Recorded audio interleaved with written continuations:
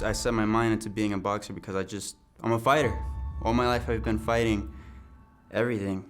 You know, being an illegal immigrant, going through school, fighting all the odds against me.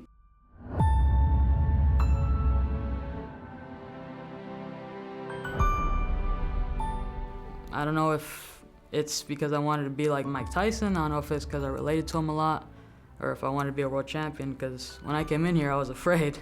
I've always been afraid of life, everything. I've always been nervous and anxious.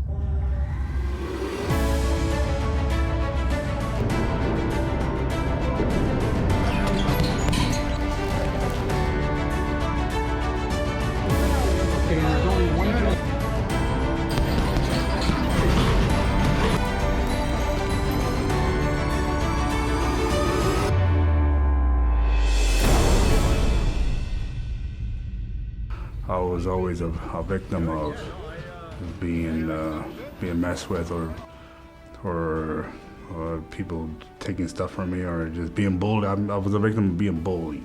Yeah, I was bullied a lot. When I was younger, I got beat up a lot. Yeah, it was pretty bad. But from boxing, I grew over that point. Boxing out of the blue corner, representing SJC Boxing Club, Anthony Podesta. In the gym, everybody is the same color in this gym, man. We don't care where you come from. We don't care what color you are. You look at a simple thing like an egg, a brown egg and a white egg, the shell outside. You look at it, looks different from the outside. You open it up and throw the shell away and look at it. Now tell me which one was which. You can't tell the difference. What's inside is what's important, not what's outside. And that's what the sport has taught me, and what we try to teach everyone else in the sport. And you were slick in that first round because he wasn't landing anything. You were slipping, moving, good, right? I felt good. It's a brotherhood, and it's a wonderful thing. And of course, more and more now, we have women coming into the gym. So it's a brotherhood and a sisterhood. It's a great feeling.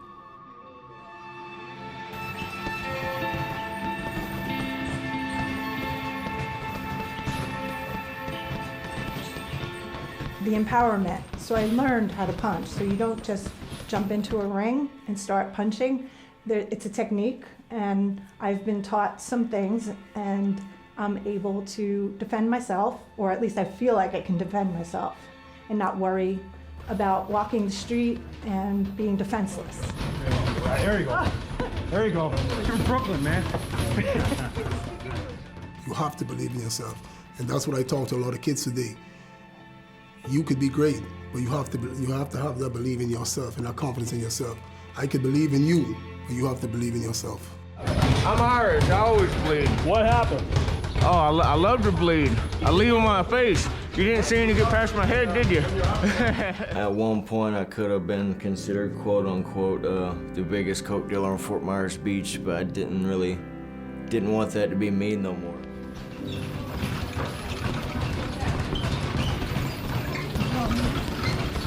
If they feel like they want to be a fighter, and you feel like you want to be a boxer, cut the streets out. Do not hang in the streets.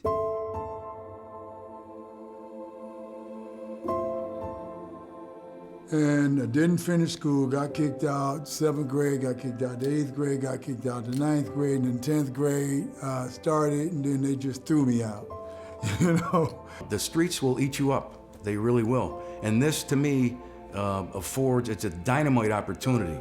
Again, through the mentoring program and through the art of learning the sport correctly under Mr. Canton, it's a dynamite opportunity to get away from all that stuff and to do something constructively.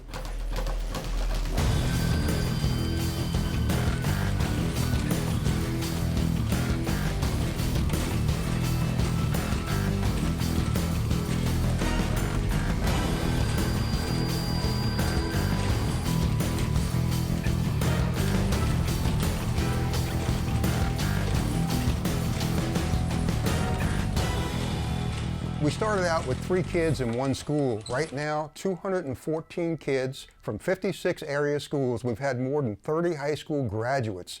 That's what it's all about.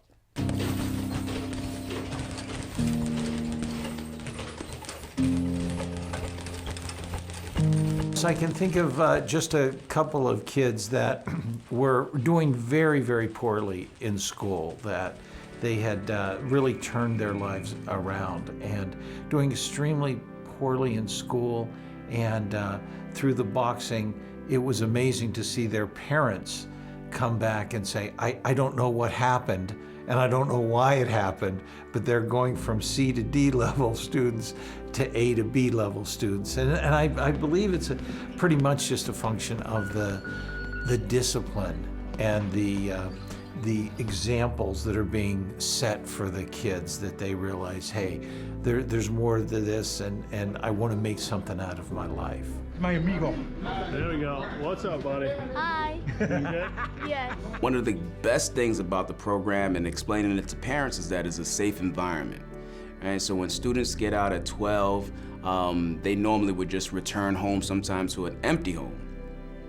However, over here, they have that social interaction, they have bonding. There's so many other benefits that you don't get inside of the ring that you actually get through the camaraderie of coming to the gym. I just like, you know, throwing punches, getting punches thrown at me, to be honest. It's fun being in there, having a good exchange with somebody, and then be able to hug it out after you know, try to knock each other's heads off a little bit. Boxing, man, it is so visceral. You've got two guys in there measuring so many different things. Who has the most power? Who has the most speed? Who has the most stamina? Who has the best defense? You see, in any number of variables that go into making a good fighter and then a great fighter.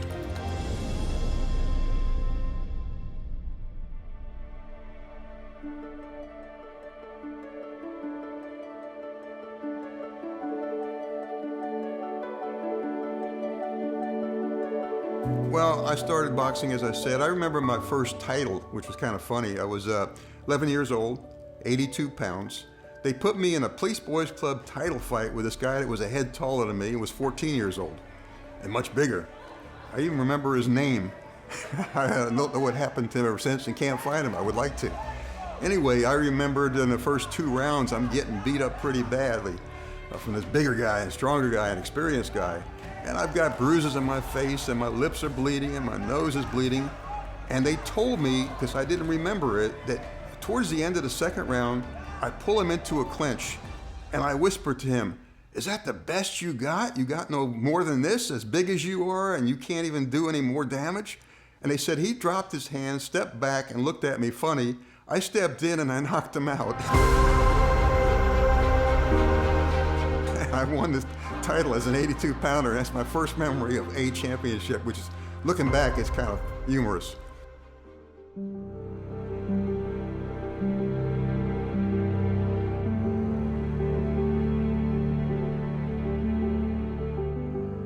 My first sport really was baseball when I was 9 years old, growing up in Levittown, New York, born in Brooklyn, and moved to Levittown when I was 2. Started playing baseball at the age of 9. And besides baseball, I was getting a little bit of trouble in the streets with some people in the streets that weren't so good. And when I was 11, I walked into the Police Boys Club and saw boxing for the first time, and quickly became baseball and boxing the rest of my life from that day to this day. Actually, when I was 11 years old, I wasn't such a good kid at that point.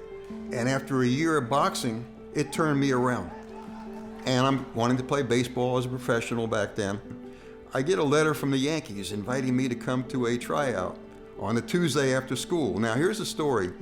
On Saturday, the day after school ended, I was supposed to be on an airplane to Ohio to join the family. My parents had bought the ticket already. Everything was planned. I'd finish school on Friday. Saturday, I'd be on a plane and no more on New York.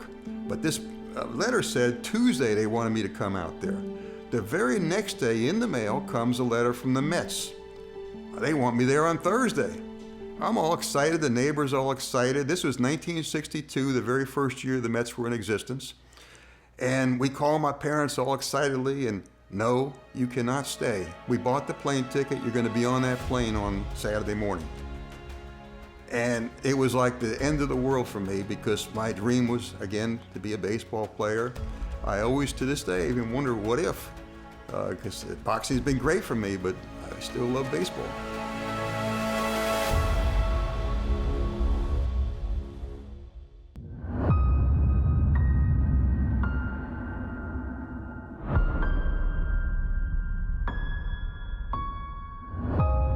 See, we came from the old-fashioned gym. I remember as a 14-year-old kid, I'm in the gym hitting the heavy bag, and some voice yells out, this is in New York, voice yells out, "You don't throw a hook like that, it's too wide." And I look up and there's somebody who had been skipping rope walking towards me. And when he got closer, my voice goes, my mind goes, oh my gosh, Sugar Ray Robinson. One of my idol, the one I loved, my favorite fighter, he's walking towards me, showing me the left hook. He was training in the same gym. That's the same left hook I teach to this day.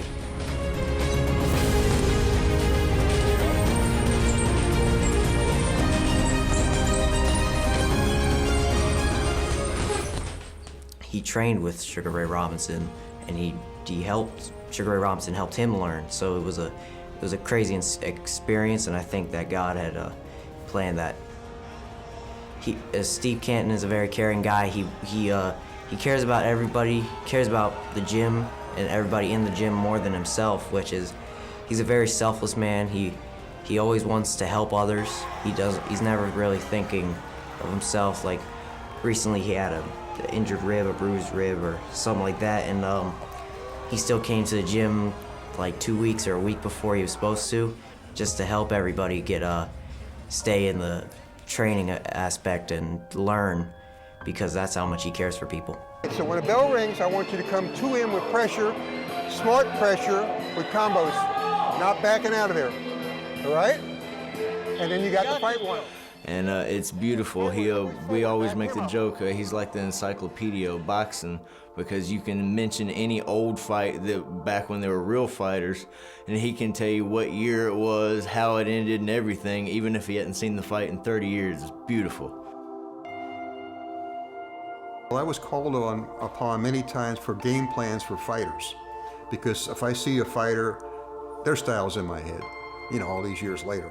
I could see someone 30 years ago and tell you all about him. I might not tell you if he's black or white, but I'll tell you all about how he moves in the ring, because that's not important. You learned that color is not important. How you perform is important. How you are inside is important, because every race has good people, bad people, and people in between. So what's important is how you relate to the person, not to the outside.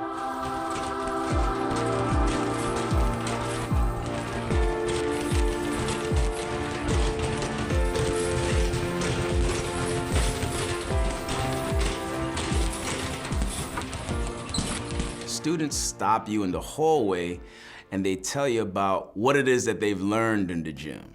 Mr. Stevens, I've went over there and I've had my first sparring competition, right? And they tell you about how their sparring competition went.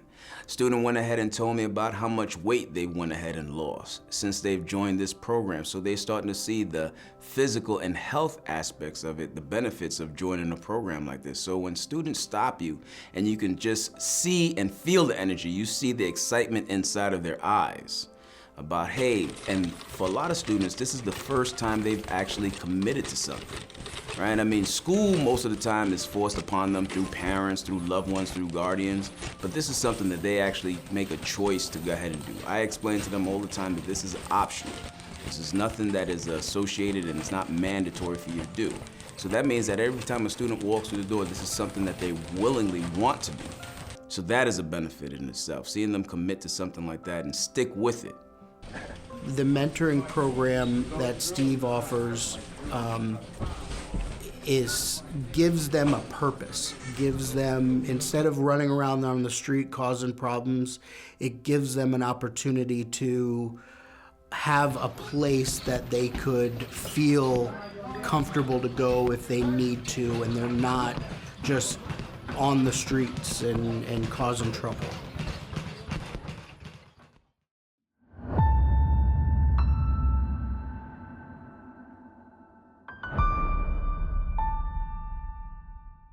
I was a bad kid growing up. I got into a lot of trouble, and I was a punk. I had an attitude. I thought I was tough. I thought I was cool. joining the boxing gym gave me a level of discipline that helped me to go on and become a United States Marine, and not just the United States Marine. I went on to go through recon, and then I went through and became a scout sniper as well. And without boxing and martial arts in my life, I don't think I would have been able to achieve any of that. I will be the last to fall. He was in the Marine Corps for 4 years. He was a scout sniper. He's only 23 years old. He's out. 80% PTSD right off the bat. That's his rating. And that's almost unheard of to get that right off the bat, which tells you a little bit about what he went through, okay? 2 tours in Afghanistan and Syria, right, as a scout sniper. So he is one of those people I was telling you about who is out here in society trying to figure out, where do I fit in here, right? Because what I do isn't valued in this society, right? In fact, it's considered Neanderthal, barbaric. So he has to now figure out how to make it in society.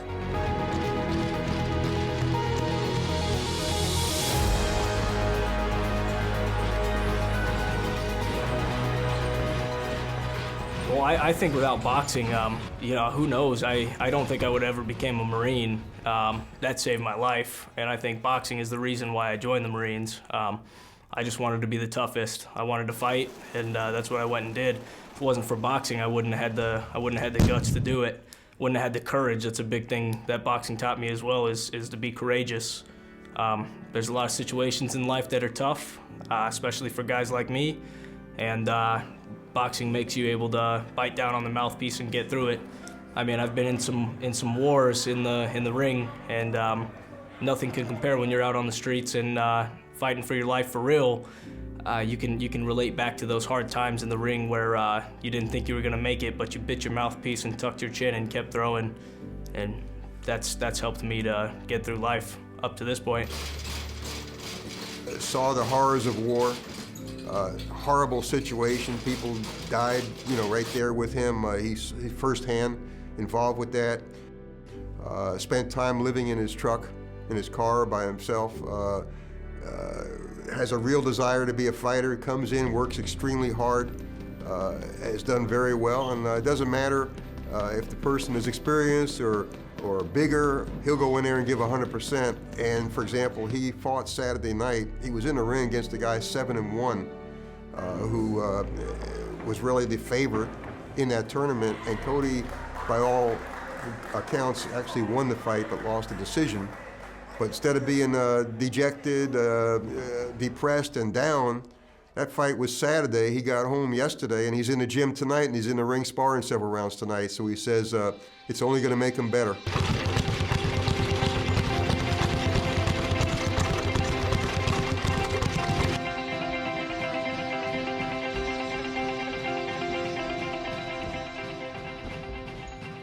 I'm actually 80% disabled due to PTSD, and I think that there's really nowhere else that I can go. There's nobody I can talk to. They recommend all these things, counseling. They recommend you take medication. There's all kinds of stuff. I had a counselor that I was going to recommended that I use THC. None of that stuff works for me. The best thing for me is to come into this gym and be amongst young warriors, old guys that used to fight, and especially around people like Coach Steve that have been around real warriors. Boxing out the blue corner, representing the SJC Boxing Club, Cody Blacklock.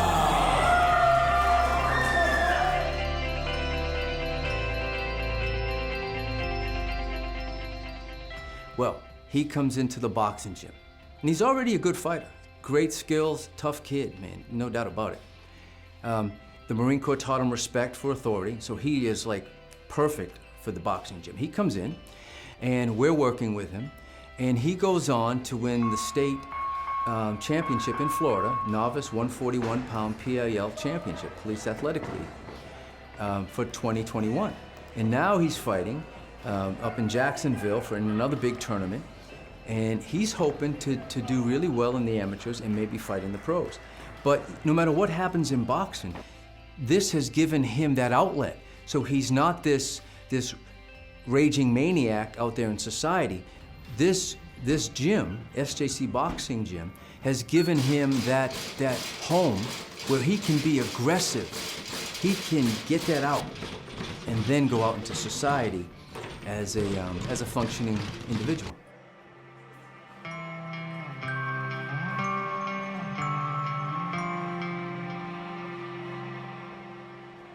People with PTSD that come into the gym, when they come in, it's a good atmosphere for them. They've seen horrible things in the service. They walk in the gym and they've got an outlet. They can let out stress. They got people to talk to, people who have been there, other people like themselves. We give them mentoring, and Coach John Fernandez does. It gives them hope. It gives them something they can do and get their mind off of what they've been on, instead focus on what they want to do with themselves, and it gives them a real future. So I've seen a big improvement there, and we're happy to provide that outlet for these people. And we all care about each other. That's the best part. It's like we come in here and punch each other in the face as hard as we can, and then at the end of the day, we're all hugging and laughing and bleeding out of our face, but we got a smile on our face. And I've made relationships in the boxing world that I'll never forget. I got friends all the way in the West Coast. I got friends here in Florida. I got friends in North Carolina and Colorado, all due to boxing. My goal is to go pro. I want to go pro, but I don't plan on making a whole bunch of money or becoming the best ever in the world, but I just want to keep fighting. I love it, and one day I'd like to teach my kids that boxing is a good disciplinary sport, and it's something great for everybody, I think.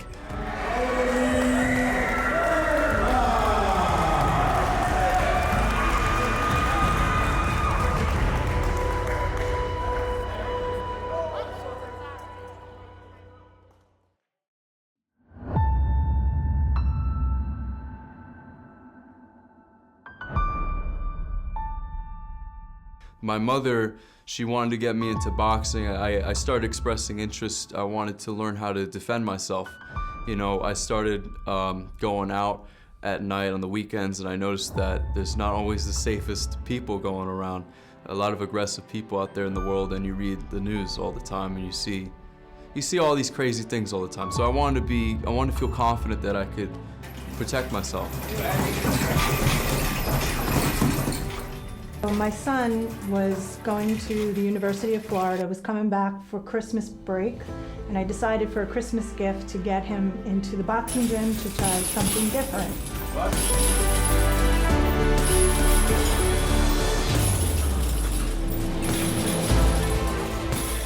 And he had some problems with mixing with the public.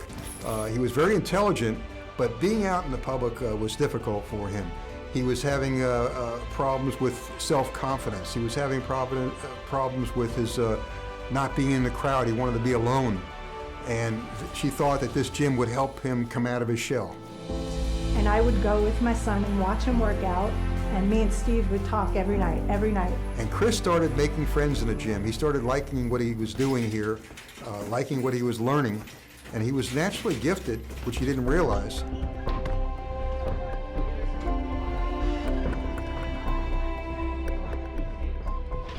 Until the month was over, and then Steve looked at me and said, "Okay, now it's your turn."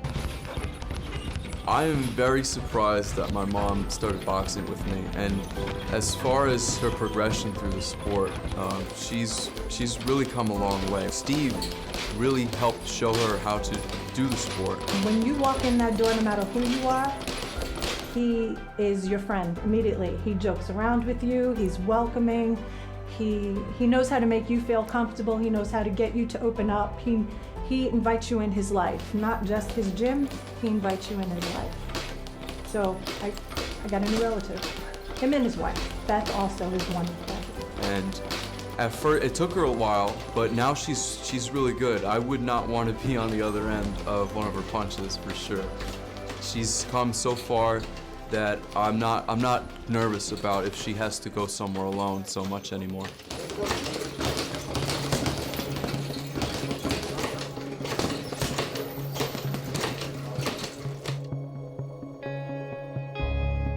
So for me, boxing has done much the same things it has for my mom in terms of, the sense of balance and confidence.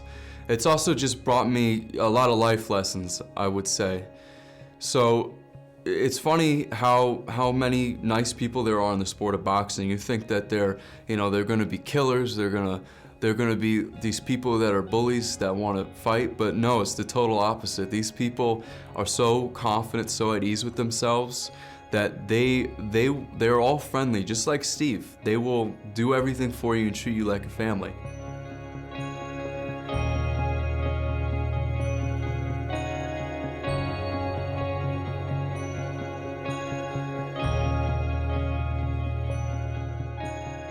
The Hall of Fame was putting together their scholarship award, which they do each year, and they award $1,000 to a student for college. I encouraged him to fill out his application for that. He did so, and he actually was selected and was a recipient and won a $1,000 scholarship. But it's for the future. I actually bought a house last year. Steve pushed me to that as well. So the next steps, I don't know. Maybe Steve has them in mind for me, but right now I'm trying to learn. Besides boxing, I'm trying to learn music.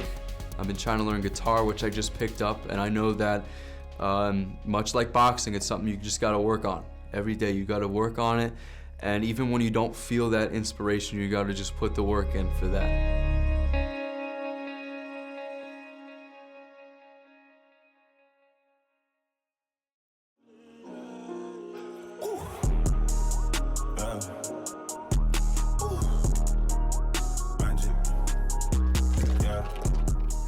Jamel Stewart is an interesting character. He's very unique.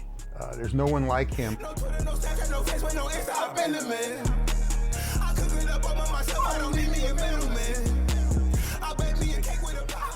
I've been making music my whole life. My first song I made when I was 5 years old. My dad was a DJ, and I ended up being good at it, so I took it to the next level. So right now, I'm sitting at about like 6 million streams. So I'm independent, not a superstar or nothing like that. I just make it's my therapy. Music is my therapy.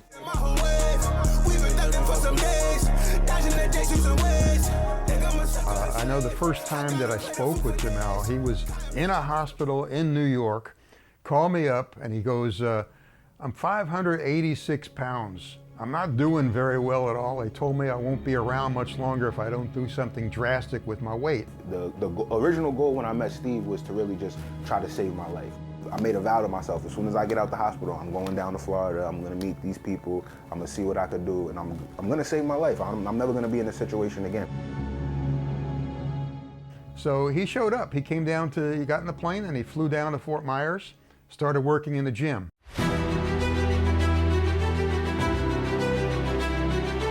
He worked hard, he did everything that we asked of him, and the weight kept coming off more than anybody I've ever seen in my life. And I've got a goal. I want to be a state champion in boxing, and yet he never boxed before in his life.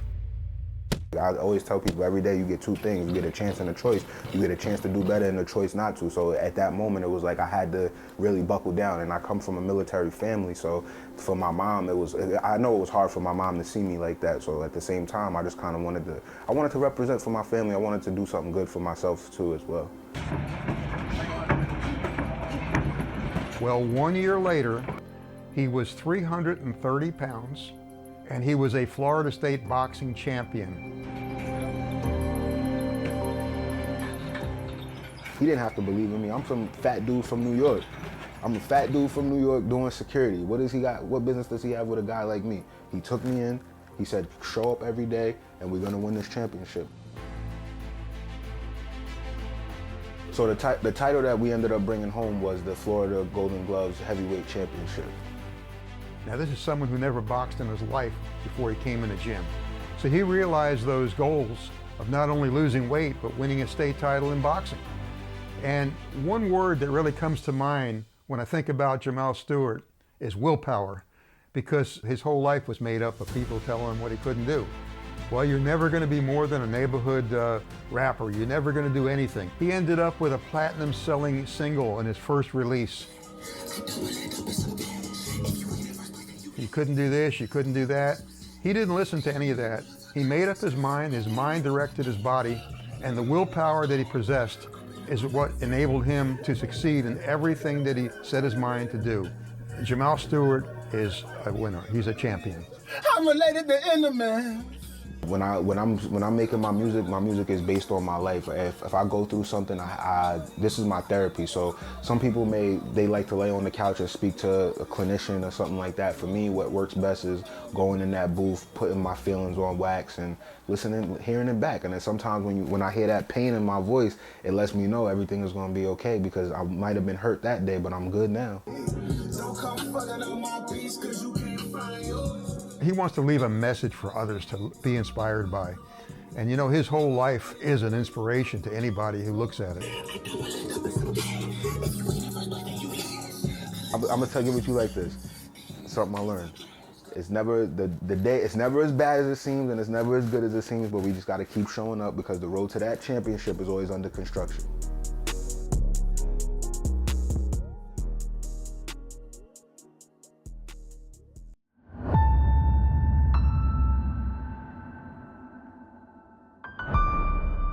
My parents brought me here as a illegal immigrant, so we never really had the chance to take me to any gyms or anything. I also wanted to be a soccer player, but we couldn't do that because no license, right? We can't drive anywhere. So I always wanted to, I set my mind into being a boxer because I'm a fighter. All my life I've been fighting everything. Brandon Garcia came to the gym a few years ago. He lived in Lehigh Acres. He didn't tell us at the time how hard it was for him to get there. But he came in there enthusiastic, wanted to be a top fighter. Whatever it takes, I will do it. You just direct me and point me in the right way and I'll work, guaranteed. That was his attitude, gung-ho on work, gung-ho on listening. Didn't know everything, very humble, and just wanted to be a fighter. I didn't know I was an illegal immigrant until I was 16 when I wanted to get my license. I couldn't. I figured that out for the first time, and I couldn't get from point A to point B. I couldn't. And I'd have to either walk or I had to miss out on all these opportunities. And as I started growing up, I said, I'm really sick of giving up all these great opportunities in my life. Let's just get a bike and start planning things ahead so I can get there. And then if anyone in the gym said, hey, we'll drive you home. We're going to Lehigh. Says, no, you really don't want to. I'm out in the boondocks, there's no street lights, I'll just go. So he wouldn't even allow anyone to go out of their way to help him. But what he does, though, is he wants to learn to be complete. He has a great heart, a great chin. He'll fight in the ring. He'll work with experienced guys who are bouncing punches off him. He doesn't even take a backward step. He just shakes it off and keeps coming. He's always respectable with them. He's also appreciative and thanks them for sparring. And he goes to war in the ring and he tries to learn his footwork and his balance and throw his combinations. So he wants to be complete, and I think he's in the right direction with that.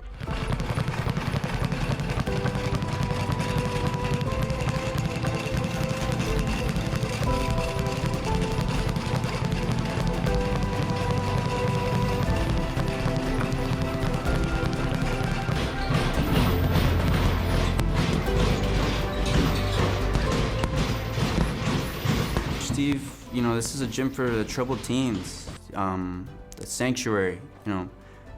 Teens can grow up to be criminals or whatever, have a bad influence in their life. But this gym builds you up and makes you a really great character in life. That's what I've learned about this gym. And as I talked about Coach Steve is a really great influence and a great role model for all these troubled teens or these teenagers, just getting the taste of life, growing up. This gym is like a heaven, keeps you safe. You come in here, it's like therapy. You come in here, you work all your problems out. You have a fresh mind, you go out to the real world, you deal with them. When you're having trouble or anything, come in the bag, hit it, and with Coach Steve there, it's amazing.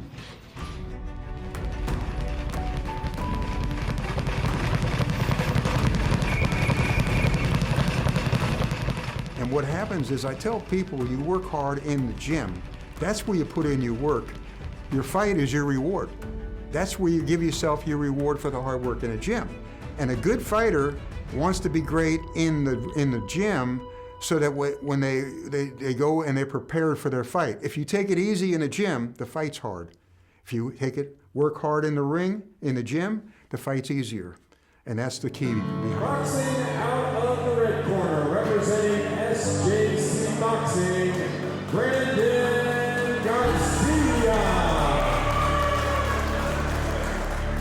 My goals and the things I want to achieve in life, well, first very important thing, I've always had this goal since I was in middle school. I've always wanted to be a boxer, world champion. Not only just one belt, but many belts. I always wanted to. I still have that dream. I'm still hungry for it. I really want to be a world champion, the best in the world. Other than that, well, the rest is, giving my family, not only just my parents, but my cousins and aunts, giving them money, buying them a house and stuff. Those are my goals and ambitions. And also having my own roofing company someday with my dad.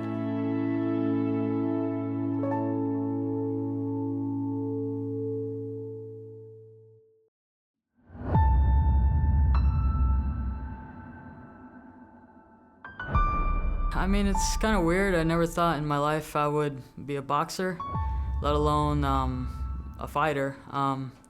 The first time I ever threw a punch, I was in maybe 3rd grade, and that was probably the last time I ever threw a punch. A year ago, I was maybe weighing in 260 pounds. Right now, I'm 179. And that was exactly about a year ago. I'm young, but I had a wife and a kid. Still got my kid. Me and my wife separated, and just life caught up.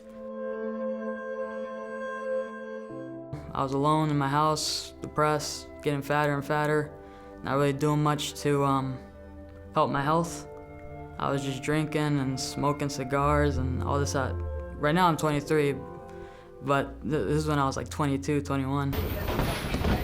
Mario Nunez walked into the gym and he just wanted to learn how to box. He said he was needed to lose weight, needed to get in shape. He was 260 pounds. Anyway, he started training with us. He did a great job, great attitude. He showed up every night. He asked me specifically what to work on each day and how to diet, how to work on what he's eating, when he's eating. I told him that I wanted to be a world champion, and he looked at me and he's like, all right. And he gave me the forms. He talked to me about if I've ever fought before. I told him no. And I started punching the bag, and I didn't know what I was doing. I learned all the wrong things looking up YouTube videos and everything, but he taught me the proper way. And a lot of people said I was like Rocky Marciano because I was so uncoordinated and everything. And I've never been athletic in my life. I still don't consider myself an athlete. But, boxing has been so fun, especially with Steve Canton. Then he goes and he studies the old fighters on film and tries to mimic them instead of the current fighters. He's always the last one at the gym at night because he wants to ask questions about how he did, what he should work on next day. Now he's in his 5th month right now. He's lost over 80 pounds and he's looking forward to having his first fight. If he gets matched this Saturday, he'll be his first fight. If there's no match for him, he's looking at the next show. But he's anxious now to get his start as an amateur boxer. Boxing out of the blue corner, representing SJC Boxing, Mario Nunez. And strangely enough, I wasn't nervous. They checked my blood pressure and everything, and they asked me, are you all right? And I told them, yeah, why, what's wrong? And they said, your blood pressure's at like 60. And I was like, is that bad? And they're like, no, man, that means you're not nervous, nothing. And the thing was, I came into the notion in my head with coming in for that fight that I knew if they weren't gonna knock me out, if they didn't have incredible power to be able to knock me out in one punch, they weren't gonna win. Because I wasn't gonna stop coming,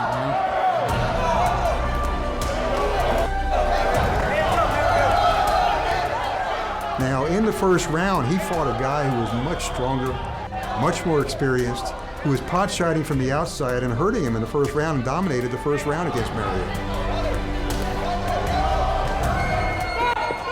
Dude tried his best to knock me out in the first round. He had incredible power. But after the first round, Coach told me to do what I do best, and that's fight. Here's what I want you to do. A little bit lower, come in to the body.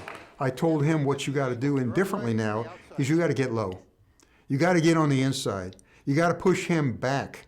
By getting low, getting on the inside, you're taking away the guy's jab, you're keeping him back on his back foot, and then he can work the body.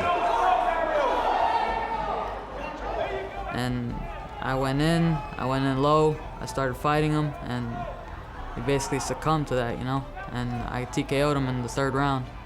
About a minute in, couldn't fight back. Last year on this day, I was an alcoholic. I was 265 pounds and I was on the line of just killing myself. And today I won my first fight. I've never been an athlete. I still don't claim to be an athlete. And I just knocked the guy out. Well, it was kind of interesting. He goes up to the kid in the corner and he goes, "You might become famous one day." And the kid was shocked. Why? He said, "Because I will be a world champion and you'll be my first victory as an amateur." I did something that I could be proud of. And I've never been fully happy in life, but that moment where they said I won, I was almost frustrated that it didn't go longer because I had trained so hard. Because I trained like 8-10 rounds the week of that fight, and expecting like the worst possible, you know. And winning by a TKO against this giant guy, it was satisfying, but at the same time, it still felt like I could have done better, which is the important thing. Because after that, I improved more, I got faster, and yeah, I mean, a year ago I was 265 pounds and I was nowhere near an athlete. And I won my first fight, man, against a guy who was probably been an athlete all his life, who's probably been boxing for a while, and yeah.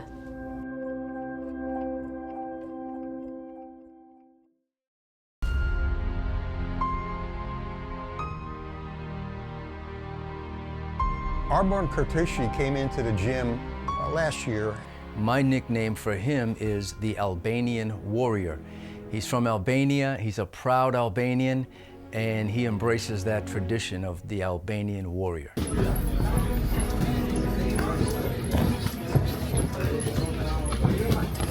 He came in, his father had passed away, he was in school, going from school to his room in his house, didn't want to associate with anyone, just locked himself up, and it was a hard situation when his father passed away. My mindset was just frustration. I just wanted to get my frustration out. It was grief, you know, passing of a parent. So I just wanted to get my frustration out, and the boxing gym was the place.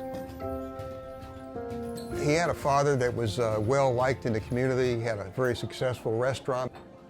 It put the restaurant in disarray with the depression that everybody had gone through.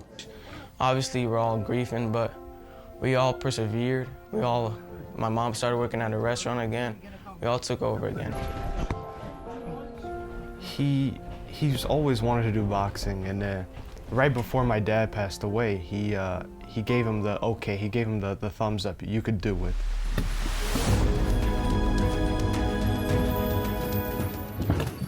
My life before the gym, I was overweight. I played video games all day, and I was just, never touched a sport almost, basically. Could barely do a push-up. What motivated me to change was the passing of my father. I wanted to become a better person. After he's going in the gym, he changed everything. He's talked more, he's open more, and everything gets better. For me, I'm happy. Coach Steve did that, and I appreciate all the coaches there. Mario Nunez, one of our boxers from the gym who had gone through his own struggles, was now ready to turn pro. And he came to me and he said, you know, if I turn pro, I'm actually being selfish. This gym saved my life. Teach me to become a trainer and help other kids for a while. I'll put the pro career on hold. So I worked with Mario as a trainer. He became really good. And Arbon was one of his prodigies. Steve is my family, you know? And for the first time ever, I saw, him and his age, you know, and how vulnerable he was because he had gotten sick with pneumonia. And I had to make it a priority to keep, you know, Steve's legacy going and keep the gym running.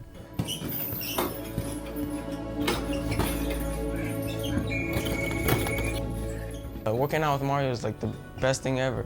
He's a very nice guy, but in the gym he's gonna push you. He's gonna make you become the best you can be. We both had different types of struggles. Mario had some struggles with depression. I had some struggles with sadness. But if you look at him, he persevered, and that helped me persevere as well. And this year, his first year in the business, Arbon actually won the state junior Olympic championship. So it's worked out fine, and he's really a good fighter, and he's done a good job with his life coming out of the show.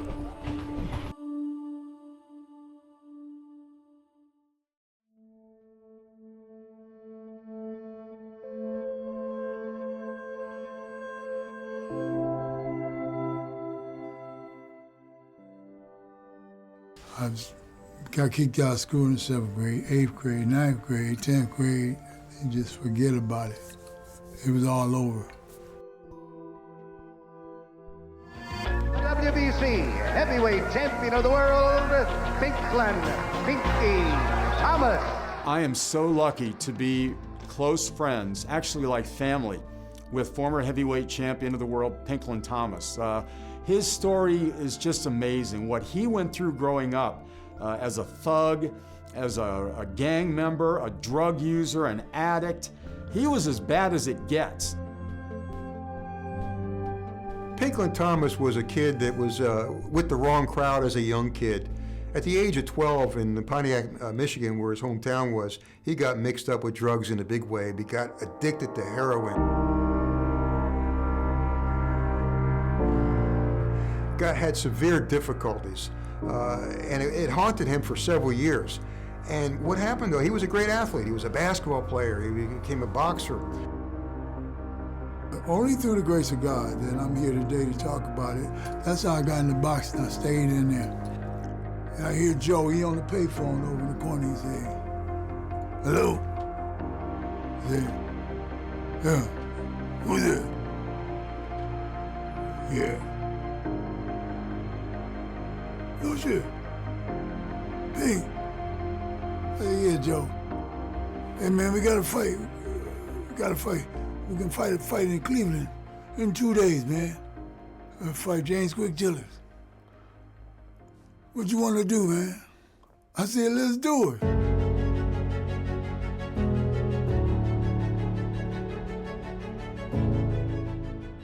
So I was ready, I was prepared, but they didn't know I was prepared. You know, and that was a Don King show, big show, all heavyweight card. And I was an opponent. Witherspoon had pulled out, he was injured. Tex Cobb pulled out, he was injured. So I was filling in for Witherspoon with Chiller. Pinky Thomas, he just happened to be in the casino, and they called his name over the intercom. He's a fill-in fight, and they didn't think nothing of it, and he ended up winning the title that night. That's something that will never go away. I'll always have. I'm in the history book, and there's only a few of us. They ask politicians, they ask astronauts, they ask pilots and baseball players, other than your profession, if there's anything else that you would want to be other than your profession, and most of them agree on that they would like to have been the heavyweight champion of the world.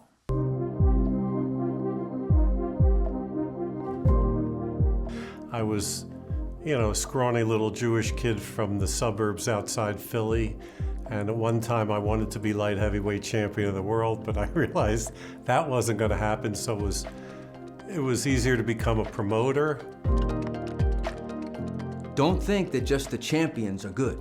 There are lots of fighters out there throughout history that have been fantastic fighters that just never got a shot at the title or came up short. I mean, imagine being a welterweight in the same era as Sugar Ray Robinson in his prime. It's overwhelming to think about all the stupid stuff that we can do and all the great stuff that we can do and achieve and be the best that we can be.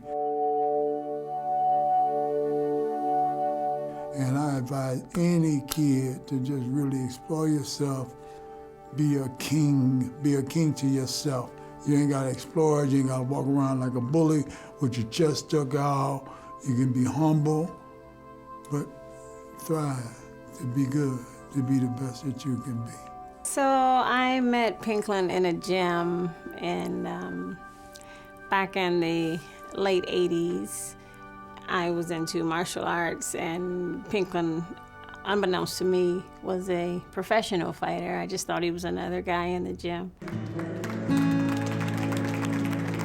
Surprisingly, Pink's personality, he's really a gentle giant, just a gentle soul, sweet as he can be. Definitely loves helping others, money. So one thing I said, let's get something straight, but we don't do drugs.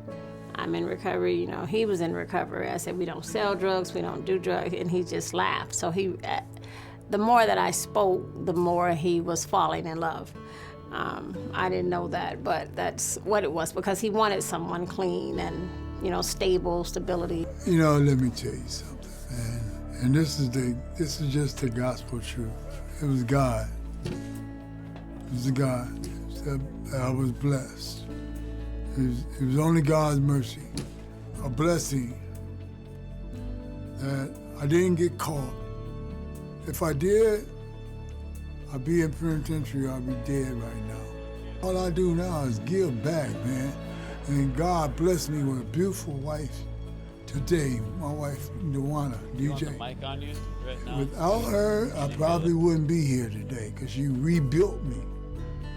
I've got titanium knees, back, hips, thoracic, neck, spine. Every time she seen me hurt, she sent me to the doctor. I said no, she said yeah. So no man is an island by himself, but we have to have faith, determination, and we do believe in God, because we can't do this by ourselves. And you gotta have a backbone. And this is my strength here.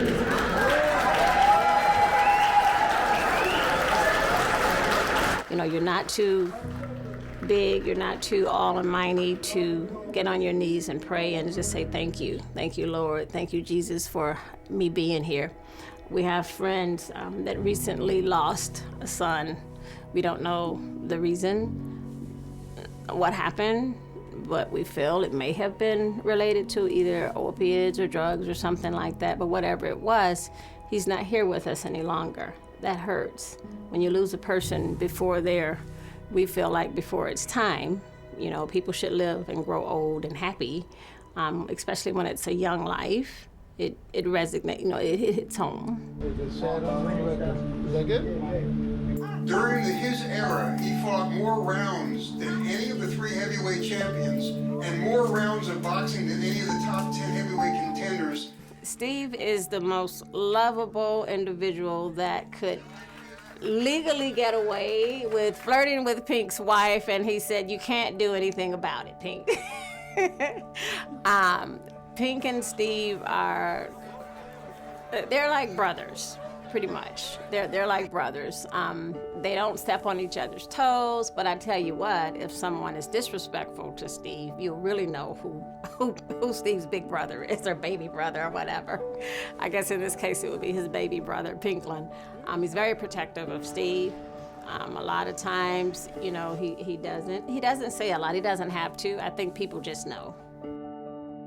Pinklin Thomas is a community guy. He lives up near Orlando, and he loves to get together and work with kids. He loves to teach them boxing, but it's not just teaching them about the sport itself. It's about how you can prepare and make your body the best it can be, how you make your mind strong. It also means staying well in school, because you're not going to be able to participate in athletics unless your grades are good. So he encourages them to get better grades and to stay in school and to graduate. You know what? Pinklin Thomas, I've seen Pinklin Thomas fight Mike Tyson. Pinklin Thomas, to me, he's a true champion in every sense of the word. You know, when I got there, Pinklin Thomas had a couple kids there teaching them about the game of boxing. I've been around long enough that I know this. Never count nobody out. Never count nobody out. They say once a Once a drug addict, always a drug addict. That is totally false. They have second chances, and here's the bottom line. With God, everything's possible. You know, so I guess that's what helped Mr. Thomas. You know, that he had God in his life, and with God, everything's possible.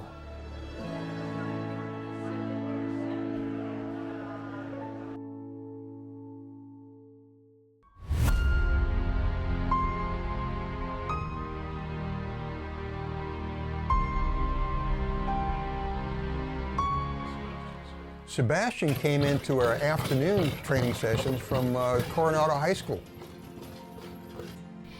And I saw him and thought that he was going to be one of those kids who comes in and tries the sport and then leaves after a while. He had such horrible skills, basically, seemed to be uncoordinated, couldn't do anything right. Came like with everything, you know, like the heart with the champion. But everything was wrong, you know, like his stance, the way he punches, jabs, everything. But he had the heart.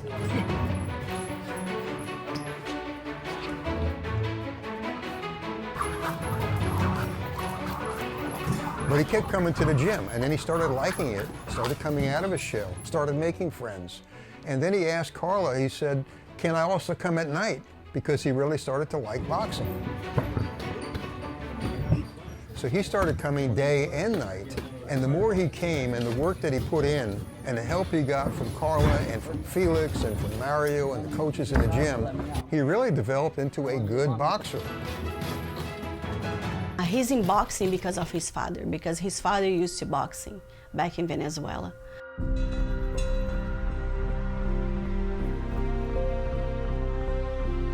His father, Oscar Perez, one of the great freedom fighters of Venezuela against the Maduro regime. He was so popular in Venezuela, he was against the regime, he was so well liked by everyday people, and Maduro was hunting him down. He's a highly trained member of the forensic police who became Venezuela's most wanted man when he stole a helicopter and threw grenades against the Supreme Court and other government buildings in June last year, when thousands were taken to the streets against the government of Nicolás Maduro. Since then, he has been on the run. Sebastian ha sido...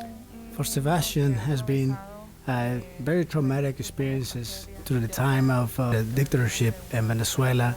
He was victim of attempts of kidnapping. At a certain point, he had a gun pointed to his head.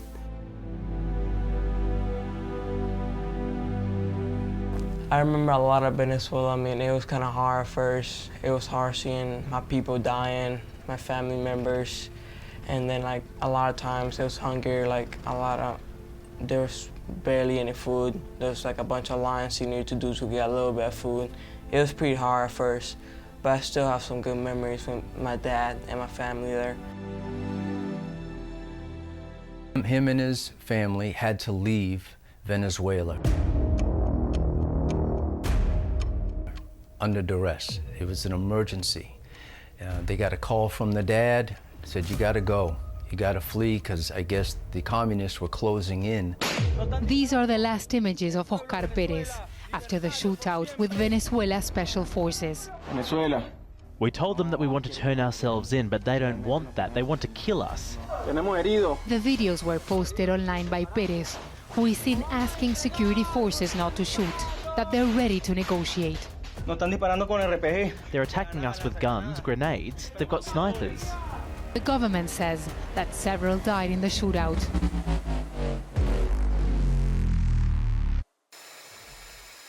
Sebastian's father was gunned down by the Maduro regime. He was shot 90 times and made a display of what they're going to do to anyone that protests against Maduro. To most Venezuelans, what happened here on Monday was an extrajudicial killing, a massacre, an execution. He was fighting for freedom of Venezuela. He always said this thing, he always said, I'm doing this for the kids of Venezuela. He wanted to be free. He wanted the country to be free. He wanted the kids from Venezuela to be free. When my dad passed away, overseas was hard for us because we needed to go away from Venezuela. They were looking for us to kill us. And then we went to Mexico. We realized they were still looking for us and it was not safe. Marco Rubio from Florida was able to get them to Florida as refugees. President Trump had a rally in Miami where he honored Oscar Perez and his courageous fight against Maduro. And he had Oscar's mother there at the rally and got up to speak. Buen hijo, buen padre. What I can tell you about my son, that he was a great human being, kind. He was special. He loved his country. He loved his family.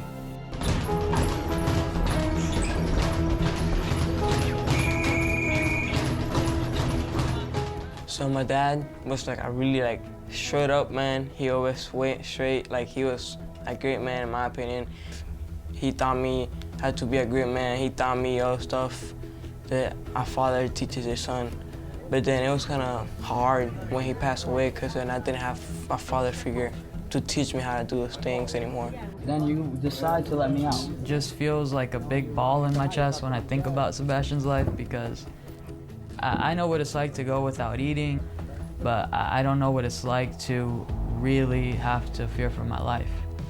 And, you know, it's very, very, very tragic that Sebastian, at his age, and his brothers have had to go through that.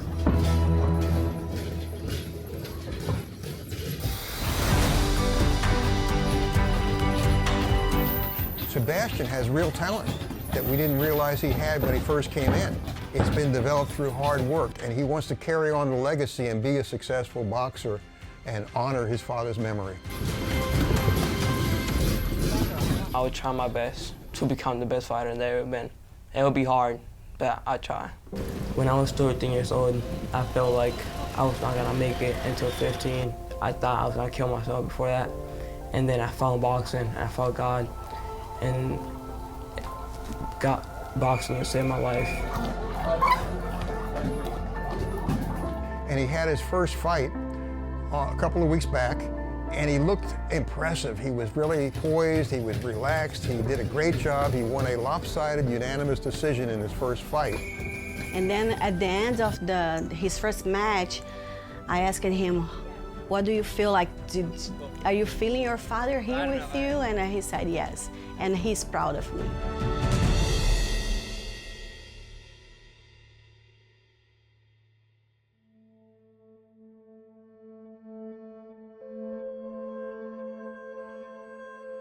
My son, Jason Gant, was in love with boxing probably from the time he was about 10 or 11 and admired Muhammad Ali. My brother was my hero. And actually in high school I had to do a paper and I actually submitted. My paper was called My Brother, My Hero. What made Jason special in my eyes? I didn't know when we first started dating that he actually was a professional fighter. And one day he was like, I'm going to the gym. And I'm like, oh, what gym do you work out at? I was like, Crunch or something like that. And he's like, it's a boxing gym. I'm a professional fighter. And I'm like, what?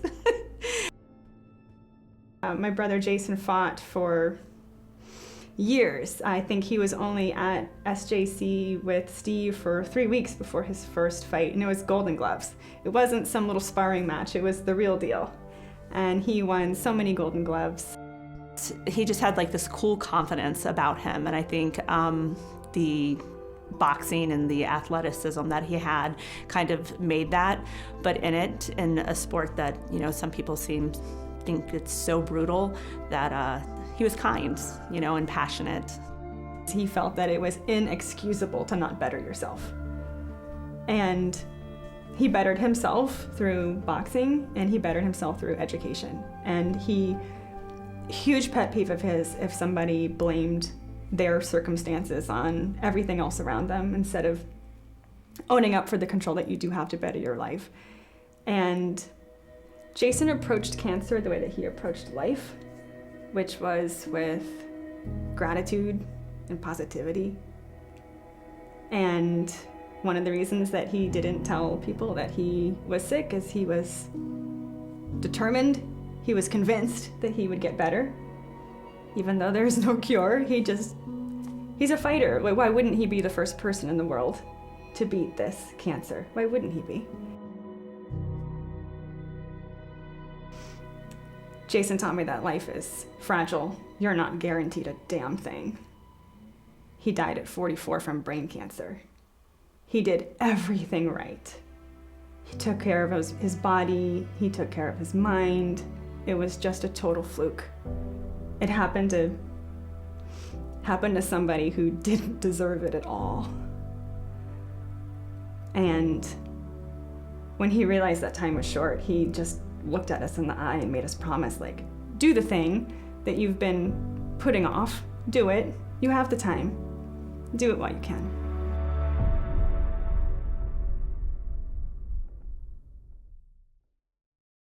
One, two, three. The museum is really a work of art because what happened was the Hall of Fame in Florida, which has been traditionally one of the richest states of boxing in the nation since the beginning of time, created the Hall of Fame in 2009. They never had a museum. Each year there was an induction year, and we had a tradition where in January of every year, the announcements were done in my gym in Fort Myers. Pleasure to officially welcome the entire class of the Florida Boxing Hall of Fame, class of 2022. Steve is one of the first inductees into the Hall of Fame. He was in the first class, 2009 Florida Boxing Hall of Fame. He is the current executive director of the Hall of Fame. Steve loves the Hall of Fame. That's why he got and was successful at getting the Hall of Fame Museum here at the gym. And the Hall of Famers would come in and be announced and introduced that they're going to be inducted officially in June of each year in the Tampa area.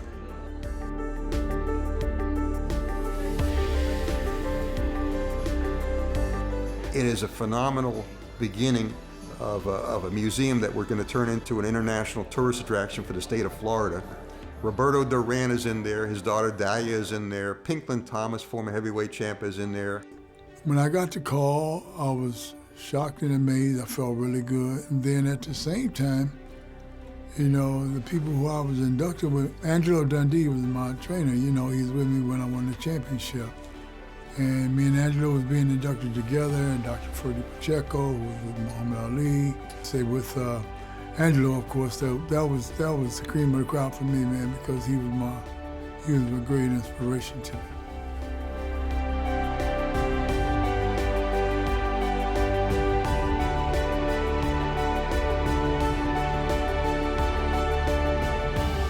And I think when you see Sugar Ray's jacket that he used when he was in one of his fights, and you still notice that there's some blood on it, you kind of look at that and you go, wow, this is motivating. This is really an artifact and maybe a little bit of a relic of a time that it would really motivate you and say, look, I can get there. He got there. Other guys got there. Other women achieved that. So I think it's in the way the gym is set up, you can glance in and see that through the glass, see the Hall of Fame through the glass. So I think it's incredibly motivational to these kids to be able to see that.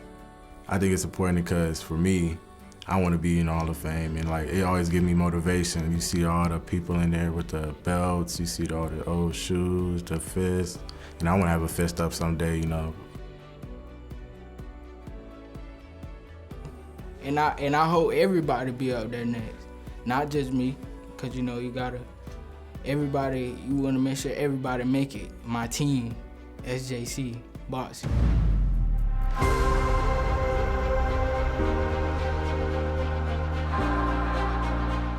So when people come to the Hall of Fame to see it, they're also seeing the gym. And what's so cool about it is the gym is really an old-fashioned 1930s type of gym. So, you know, it takes you back in time. And Steve has it lit up so that when he shuts all the lights off and just puts the lights on above the ring, it really is like going to a boxing event in the 1930s.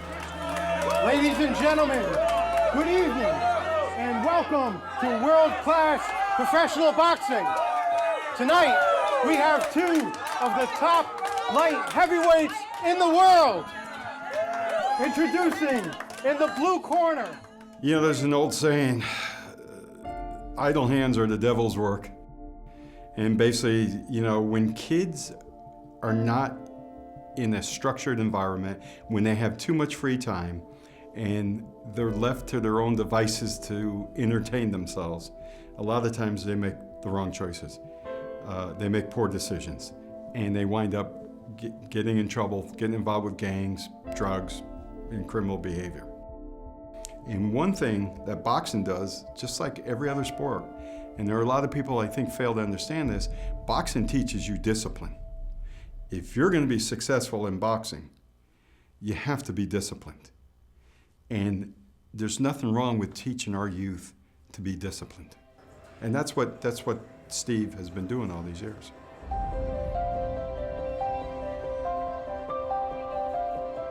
The SJC gym and the mentoring program that he has started is so important to this community because it offers kids a way to better themselves. And they become better people, quite frankly. That's what I've seen. It gives them a place to be who they really are. And then it's an outlet, because now, since they've had that outlet, they've sparred, they've trained for 2 hours, they got that masculinity fix that they need, now they can go out in society without being the crazy person. And so many of them have gone on to do great things. And when they first came into the gym, it was like their last hope. It's amazing. So a part of that is Steve's legacy, or that's part of Steve's legacy. I wouldn't put no one before Steve because I know he made me who I is today too. And I came from far too. And he's a guy, if he tell you he with you, he with you. Steve Canton to me, and I tell this to everybody, is more than a boxing coach. He is a life coach. He learns life lessons. And that's what we try to drill into these kids. And when I say kids, there's people of all different abilities that come in here. There's different backgrounds, ages, genders, abilities. It makes no difference, but he's the same example, positive role model example to all these individuals. Steve loves, breathes, lives boxing. A lot of people, friends, sometimes even family, when you tell them about your dreams, no matter how ridiculous they are, some will take you seriously, some will tell you it's not possible. But when I told Steve I want to be a world champion, probably a dozen kids have told him that, and maybe a dozen have left, maybe none have ever come close. But the way he looked at me, he really did believe I could have been world champion. So if you think about boxing, if you think about anything in life that you want to follow your dreams, you just got to do it if you're 100% serious about it, and it'll work for you. I've got a wall full of champions, professional champions from all over the world. 76 countries have been represented in this gym. But what gives me more joy is some kid who never became a fighter, but became a good person because of boxing. That's what makes everything worthwhile. The professional success is great. The Hall of Fame is great. The accolades are great. Doesn't mean anything to me compared to all the kids that became better people because of the gym. That makes it worthwhile.